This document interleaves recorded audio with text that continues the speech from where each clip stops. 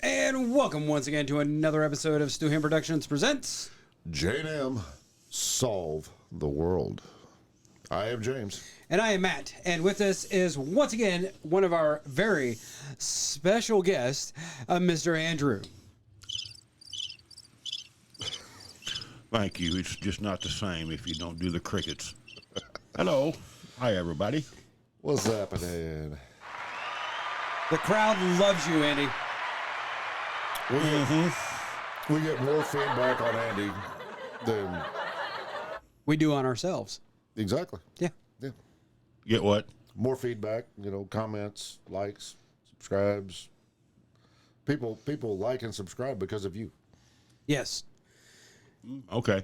Now, if you could only show a little bit of leg and they could hit the little notification bell so they know when we upload a new episode. There you go. What, are you waiting for me to show a leg or what? There you go. Ooh, look at that. Look at that, look at that. You might want to wear your sunglasses on this episode.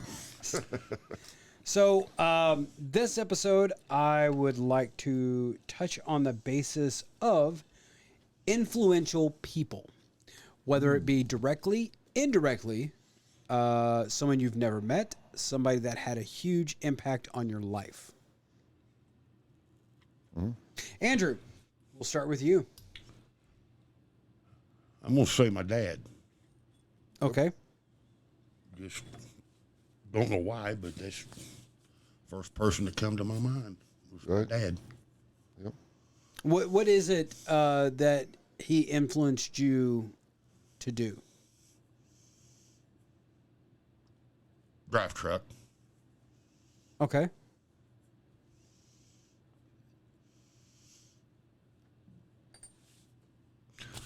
That's really about it. All I can think of right now, just, Kind of how to live your life and... yeah, Yeah. Pay your taxes. yeah. Fuck the man. Get a job, stay working, Okay. First time I drew unemployment, I felt guilty. Dad said, "Hey, you paid that stuff in, use it." You can say shit. Well, didn't know. Yeah. We're not safe for children. I mark that on every fucking episode.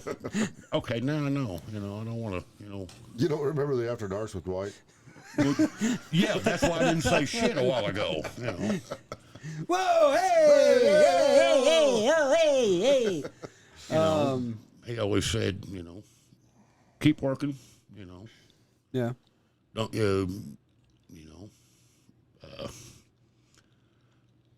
basically, not in so many words, he said, don't be a heathen. Yeah. And look at you now.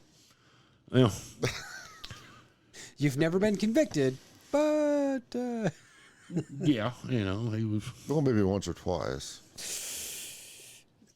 convicted, not evicted. Right. Right. You know what, Andy? I am so glad that you are a good sport. I got to be. Some of the people I hang around with, I'm not saying here, I'm saying, He's not saying In here, other groups. wink, wink, nod, nod. well, Week, nod, Triangle Club, whatever. yeah. Shout out to Fair Play at Lake Stockton Shrine Clubs. And American Legion Post 138, Howard S. Keeling, Bolivar, Missouri. Hack, hack. What we don't see when we're talking is Andy's back there sending Morse code with his eyelids, like Get like they me did the in fuck out Vietnam. of here. If I knew it, I'd do it. As soon as I figure out sign language, you guys are in trouble. Or I'm in trouble or something. I think I need to preface this a little bit to all our viewers out there. I could tell Andy was getting a little emotional there. Andy just lost his dad a couple of months ago, so June 30th. yeah.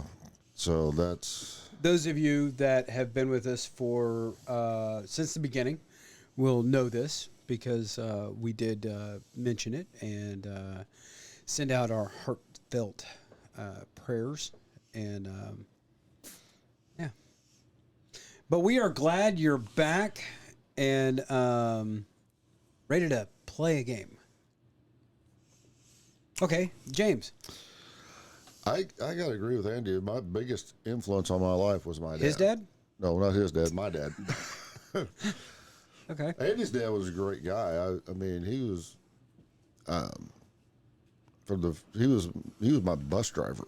Back I was when getting ready to say in that, but I school. didn't want to interrupt. Yeah, he was my bus driver and everything, and yeah, he was a great guy. But I mean, I'm sure if my dad were still alive today, he'd probably look at me and go, "Son, what the? How you going to pay for all this shit?" You know? But you know, and little things like you're driving down the road and a rabbit runs across in front of you. I just hit it because I swerved to miss a rabbit one day, and my dad, when I was first learning to drive, and my dad's like, "What the fuck are you doing?" I'm like, "I just swerved to miss that rabbit." She says, "Don't you ever swerve out of your lane No. to miss anything." No. And after doing body work for close to 40 years, yeah, I concur. You swerve to miss something, it's going to be way worse. Right. You know, and just, you know, try, you know, being a decent person. And I mean, my dad was fucking strict as shit. Well, but I gotta say, because I was born 15 years after my closest brother, I think he apparently mellowed, because stories that my oldest brother and my middle brother tell me, he was way harder on them boys. So, my dad, he had to retire when I was 9 years old. He had to take disability, and shit, we hunted, we fished, we done everything together, you know, Yeah. and we were like best friends. And he was still hard as fuck on me, you know. I mean, I remember the first time I heard him say fuck when he wasn't mad, and I'm like, oh shit, I guess I'm a man now. Dad said fuck in front of me, and he was just joking about shit. you I'll know? drink to that. Yeah. So yeah, I mean, biggest influence it'd be my dad. So I don't know. For me, I'd like to see my dad, but you know, because my parents were divorced, and I lived with mom. right. I got to see my dad on the summers, sometimes during the holidays. I lived with him briefly, and I mean, he had great qualities, but at the same time, he just wasn't around. And it was nothing against my dad. You know, he was a truck driver growing up, and he spent a lot of time out on the road. He lived in Kansas City. I lived in Illinois, and Being a truck driver, son, they're gone all the time, even if you live together. yeah, and I can't really say my mom was a big influence on me because, I mean, work ethic wise, yes, Okay. because my mom busted her ass working 2, maybe 3 jobs to support 3 growing boys. Right. I mean, there's 7 years between my oldest brother and my youngest brother, and I'm right in the middle. Right. So we all hit that growing teenage age Eating where everything in the fucking house. Fuck. Yeah. I remember my mom would get a 5-pound ham and have it sliced. Right. And I mean, we ate ham for fucking. I mean, Ate ham till it was gone. That was about a day and a half. Well, maybe sometimes 2. Sometimes two. Yeah, but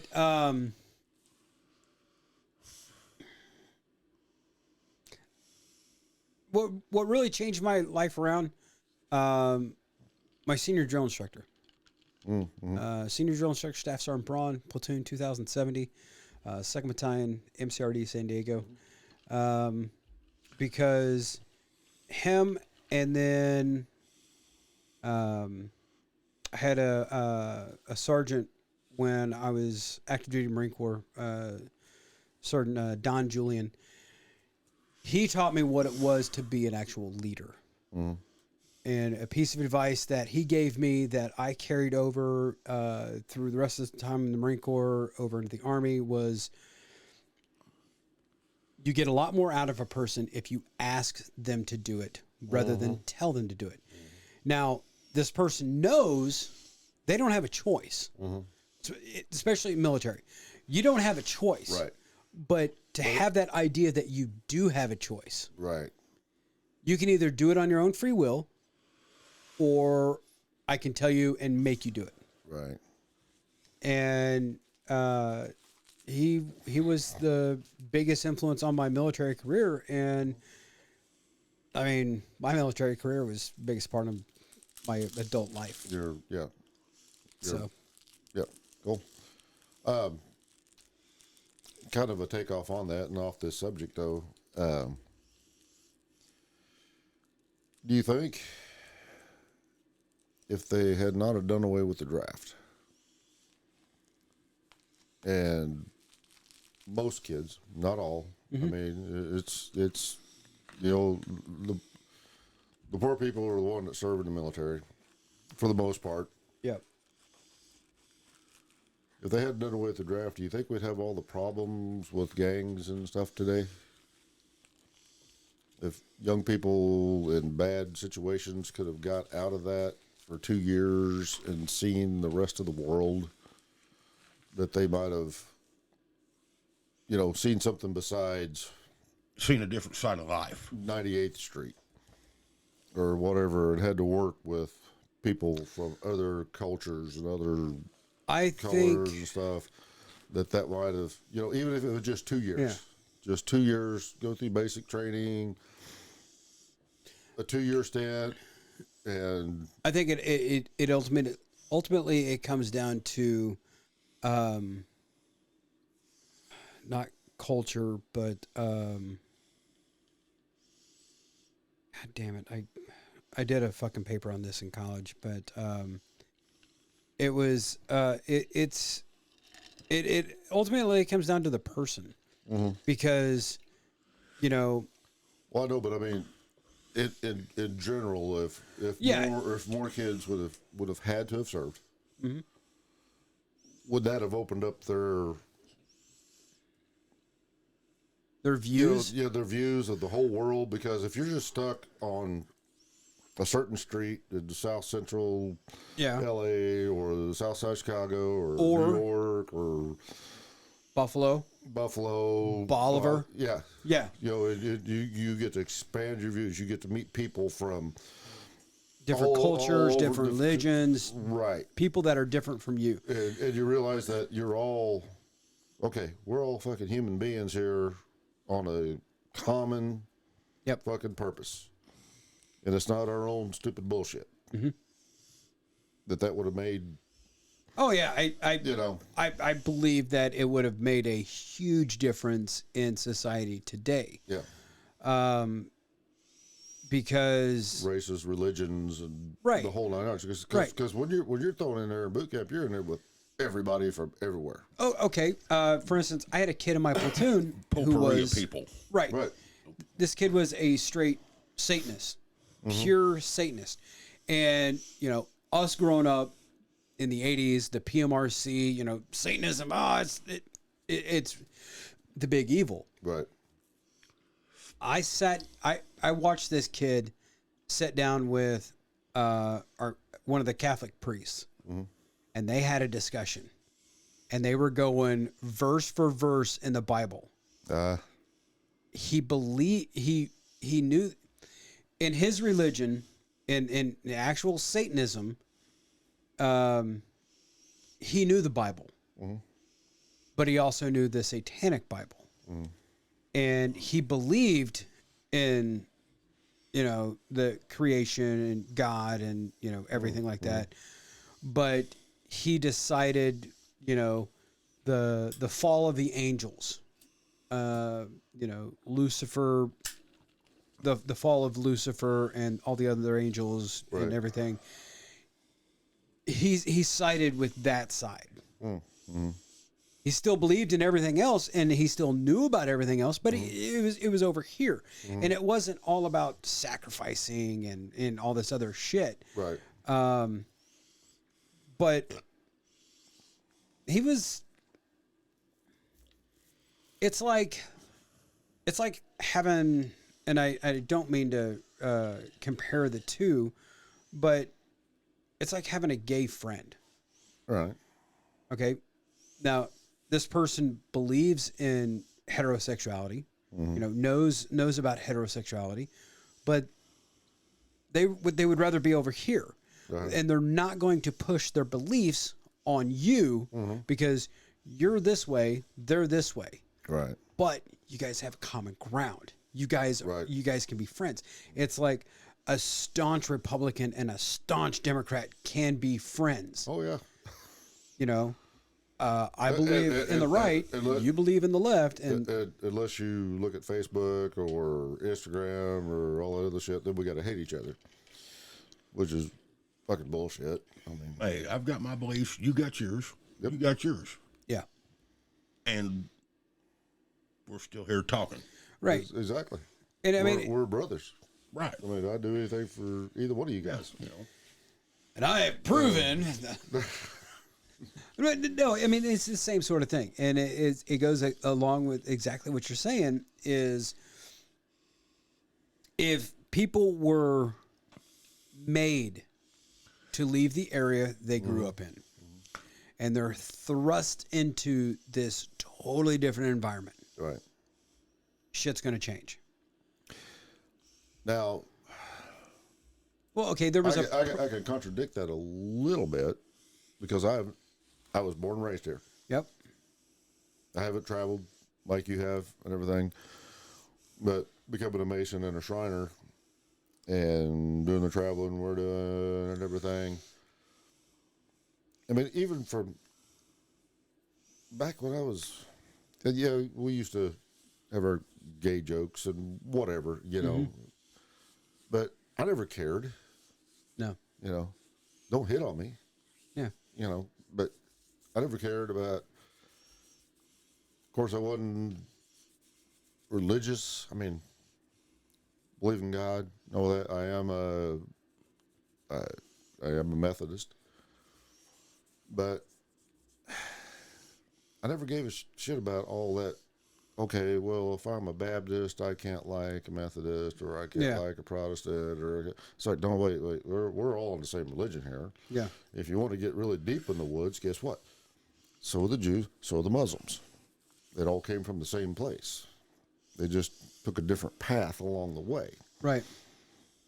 But we all believe in the same God, if you look at it that way.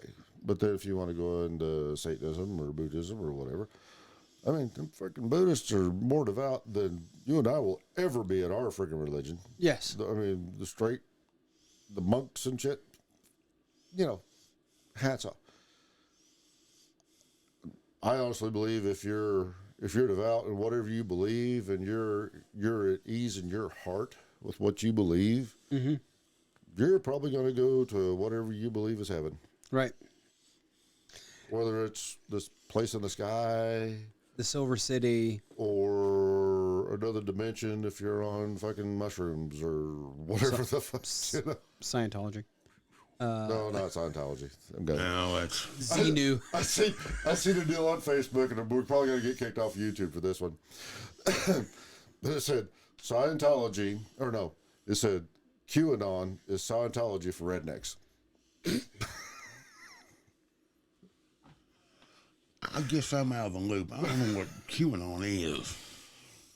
They're the Or is that a? That's not the organization you and I belong to. I know that, but yeah. They I've believe heard of it, but they're the staunch conspiracy theorists on everything. The Democrats are eating babies, and it's some wild fucking shit. Yeah. It's some of it's leaked over into kind of mainstream Yeah. right wingism, but it's like Kennedy is still alive. Him and Elvis are hanging out. It's just a big government conspiracy, and Kennedy's brain is actually in a mucky, and he's throwing shit on the wall in the basement of the White House. And that's how they're deciding what to do. now That's that's not one of their deals, but that's some shit like what they fucking Yeah. believe. That would now be along their lines. Right. Okay. according to the movie Bubba Hotep, Kennedy's brain was put into the body of a black man. Oh yeah.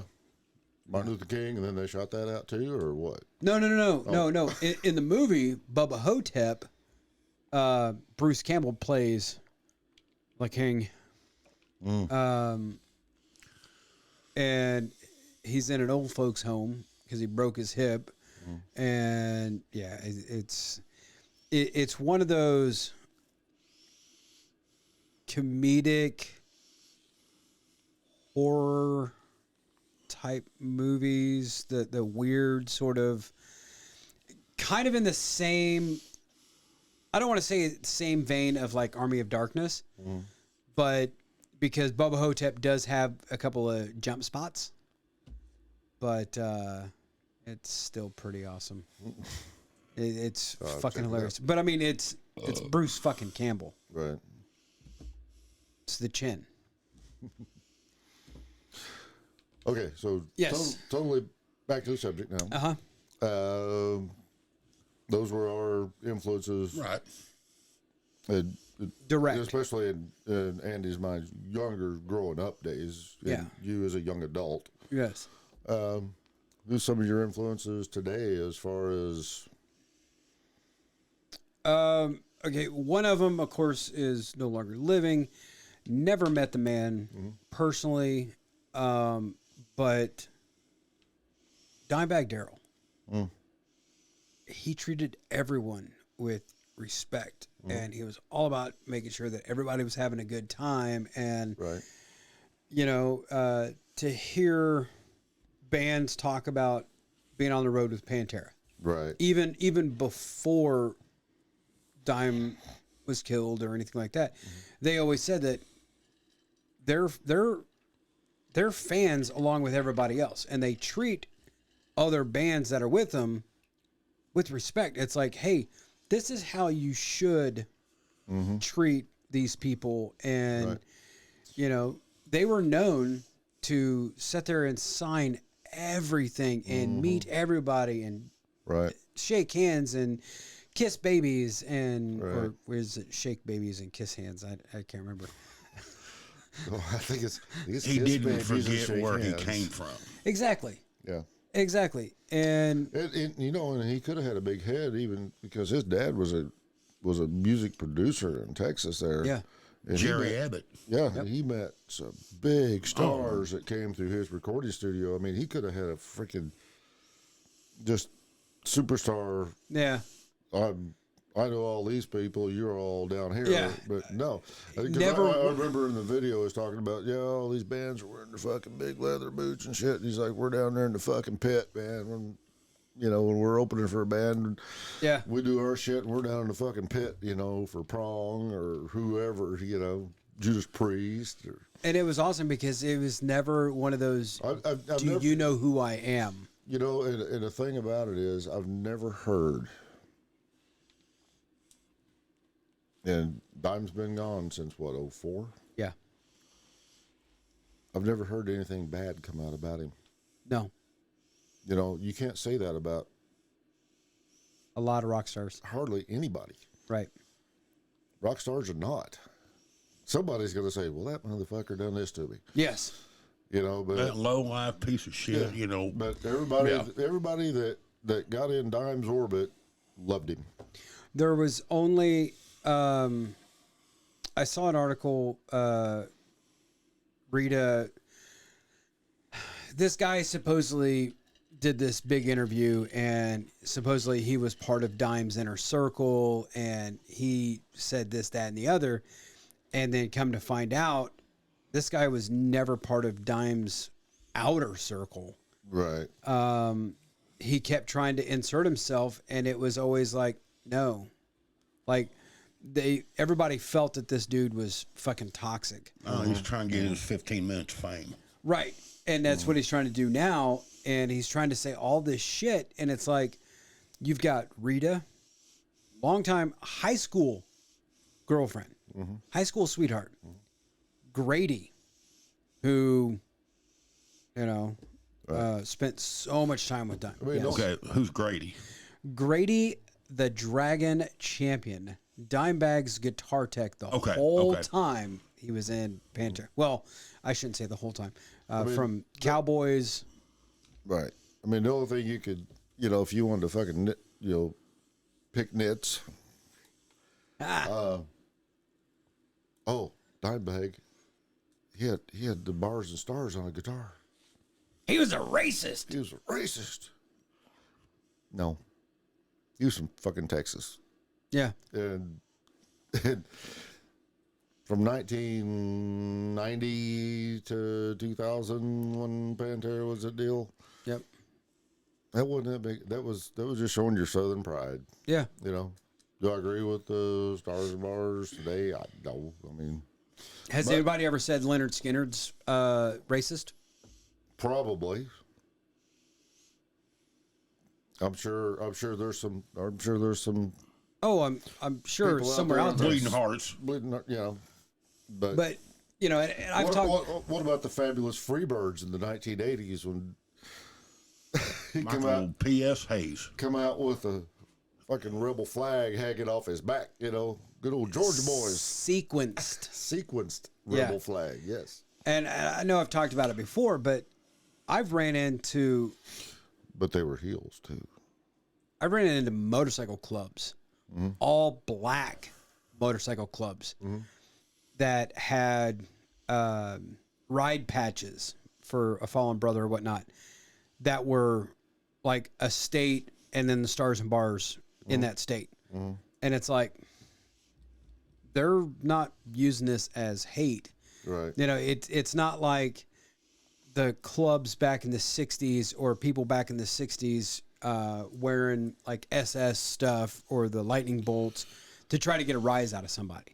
When if I remember my history correct, you can check it out and put it up above here later. I probably will. Probably will.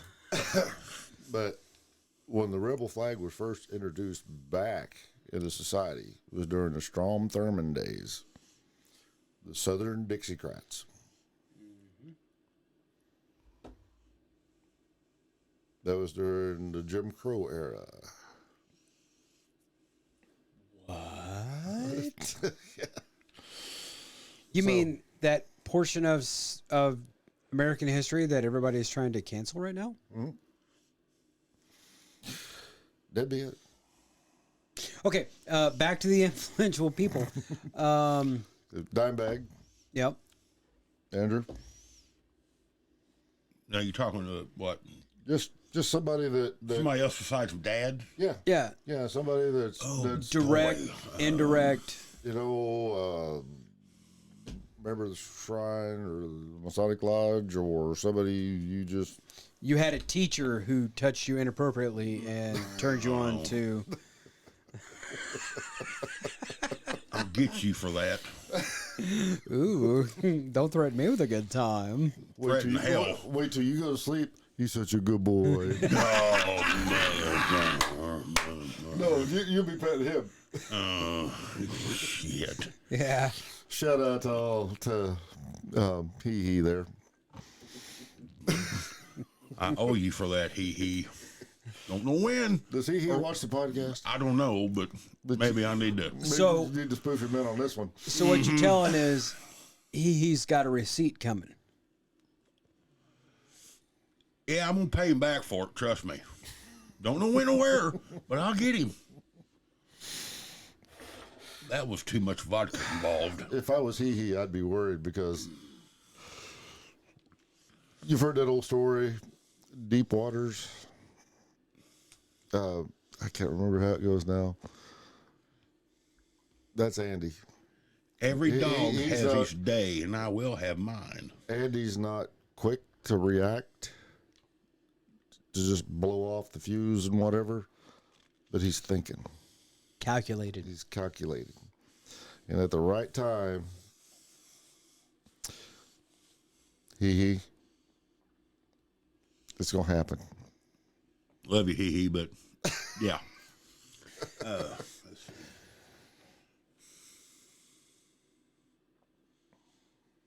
It's not that deacon, is it? Deacon.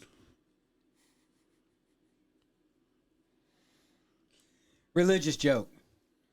No. Because I'm pretty no. sure you're not Catholic, so it can't be a priest that's been touching you. No.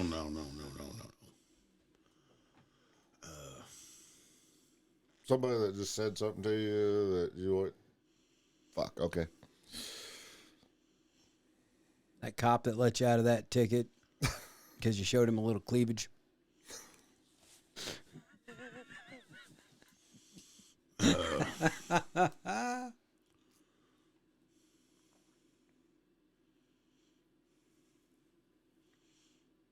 Okay. Think on it, Yeah. Come back to me. James. God,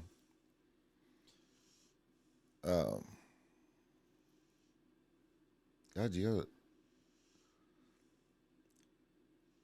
I mean, I guess, honestly, right now, I'm my boss, Kevin Sharp. Okay. I've been with him 20 years. Mm-hmm.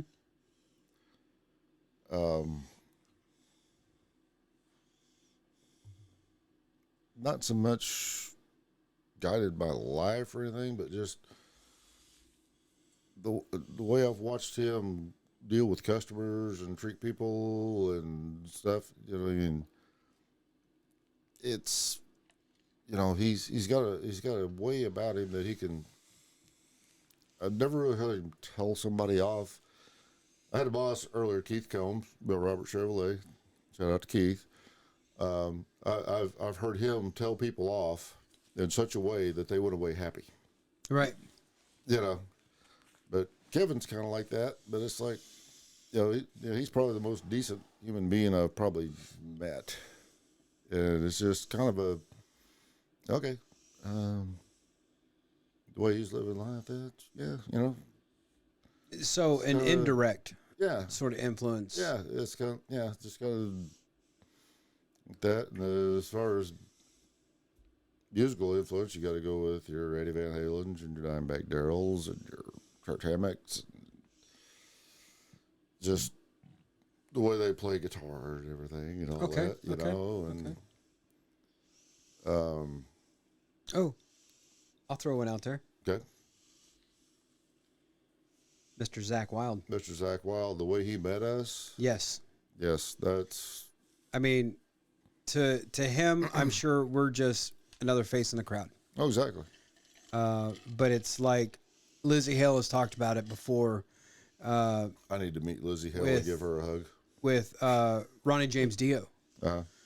And Ronnie James Dio had, he had a thing. It's you greet every fan and, you show them the respect and everything because, yeah, you may forget about them 20, 30 minutes down the road, but they will remember you for the rest of your life. Right.